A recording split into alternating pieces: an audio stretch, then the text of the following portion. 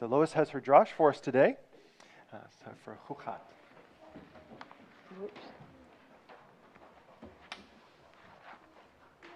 I'm going to put this thing on the floor.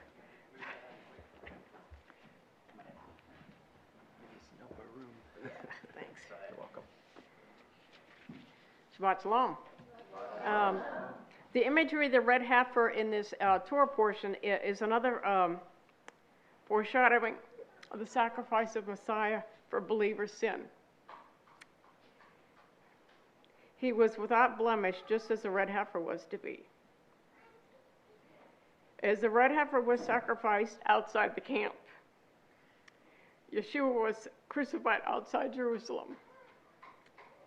And just as the ashes of the red heifer cleansed people from the contamination of death, so the sacrifice of Messiah saves us from the penalty and corruption of sin, penalty and corruption of death. It is the only case in which the color of the victim is specified. So they didn't say, it has to be in a white basket or, whatever. Perhaps it was designed in opposition to the superstitious notions that the Egyptians, who never offered a cow, but they sacrificed a red bull, not the kind you drink.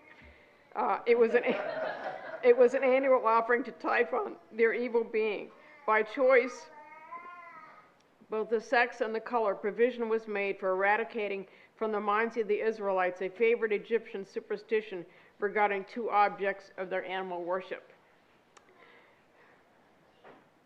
The priest was to sprinkle the blood 7 times before, literally towards or near the tabernacle. So he carried a portion of the blood in a basin to the door of the tabernacle, or that in the act of sprinkling, he turned his face toward the sacred edifice, being disqualified through the defiling influence of this operation approaching close to it. By this attitude, he indicated he was presenting an expiatory sacrifice for the acceptance of which he hoped in the grace of God by looking to the mercy seat. Every part of it was consumed by fire except the blood used in the sprinkling, and the ingredients mixed with the ashes were the same as those employed in the sprinkling of the cleansing of the lepers. It was a water of separation, that is, of sanctification for the people of Israel. The necessity of applying water on the third day may be a typical reference to the resurrection of Messiah on the third day, or the process of ceremonial purification being extended over 7 days was intended to show that the sanctification is progressive and incomplete until the arrival of the eternal Sabbath. The burning of the red heifer was required to have been done due east of the holy temple in a wine press, and gathered up the ashes of the heifer. From this vantage point, the Kohen performed the procedure, could look directly into the temple sanctuary and the place of the Holy of Holies through all 4 gates. Archaeologists have located the possible site of the burning of the red heifer under the courtyard of the Church of Dominus Plabit, the Church of the Dama on the Mount of Olives, which fits these qualifications. The churchyard is on a rocky area and is built on huge cavities carved into the bedrock. Between these hollow spaces exists a large area used today as an underground water cistern. A wine press from the Byzantine period was found in this courtyard, which is reminiscent of the wine press-shaped location described as being the site of the burning of the red heifer in the Mishnah. Before going into battle, Jephthah made a vow to God that if God gave him the victory over the Ammonites, he would make a burnt offering of the first thing he saw coming out of his house after the war. In those times, the Jews often kept animals stable in the ground floor enclosure while the family lived on the 2nd floor, so he thought it was going to be an animal coming out. The Spirit of the Lord came upon Jephthah, and he led the Gilead army to destroy 20 Ammonite towns. But when Jephthah returned to his home at Mizpah, something terrible happened. The first thing that came out of his house was not an animal, but his young daughter, his only child. The Bible tells us Jephthah kept his vow. It just does not say whether he sacrificed his daughter or whether he consecrated her to God as a perpetual virgin, which meant he would have no family line, a disgrace in ancient times. The book of Hebrews includes Jephthah in the list of those of great faith. Would God have included someone who offered human sacrifice? Don't think so. And this is Hebrews 11:32-34. And what more shall I say? For a time would fail me to tell of Gideon, Barak, Samson, Jephthah, of David and Samuel and the prophets, who by faith conquered kingdoms, enforced justice, obtained promises, stopped the mouths of lions, quenched the power of fire, escaped to the edge of the sword, were made strong out of weakness, became mighty in war, put foreign armies to flight.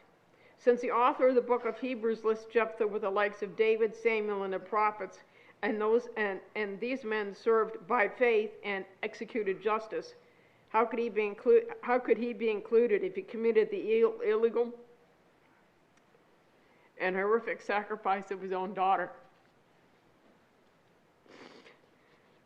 Weddings in the ancient Near East included a strong legal side, especially regarding the provision of the appropriate wedding gift. So I guess they didn't have registries back then, of which the wedding feast was a part. When the supply of wine failed at this wedding, more than social embarrassment was at stake. The bridegroom and his family could have become financially liable for inadequate wedding provisions. The seriousness of the lack of the wine, symbolizing the lack of joy, helps us to appreciate the blessing contained in the miracle Yeshua performed. On behalf of the newlyweds and their families, Miriam prudently goes to Yeshua to solve their wine problem, emphasizing the value of friends and brethren, praying for the marriages of others. The strength of Miriam's faith is exhibited when she orders the servants to follow his instructions, confirming her acceptance of what he had said to her in verse 4. She demonstrates that both meekness and faith by expressing a humble attitude. This is what service to Messiah is all about, living in obedience to his every word. Normally, the water pot supplied for the ceremonial washings in accordance with Jewish tradition. They were for purification.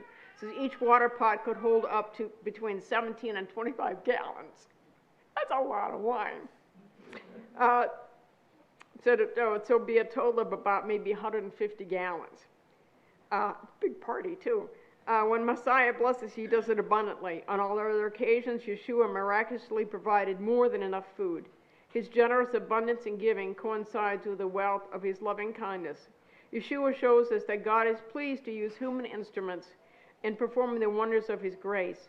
He did nothing in changing the water to wine that was unnecessary for him to do. The servants filled the vessel and took the wine to the master of the marriage feast. There was no reason for him to do this kind of work. Instead, he did what no one else could do. This principle applies to his work in us. He does not do things for us that we can do ourselves. Further, he will not perform miracles if they would destroy industriousness or encourage laziness and irresponsibility. Miracles do not excuse us from carrying out our responsibilities. Likewise, faith that works is dead. It is an honor to work with God in faith to accomplish his will, and if done with the right attitude, no one ever regrets his involvement in that service. God's commands are usually not easy to do, but they are possible and necessary to do if we want his blessing.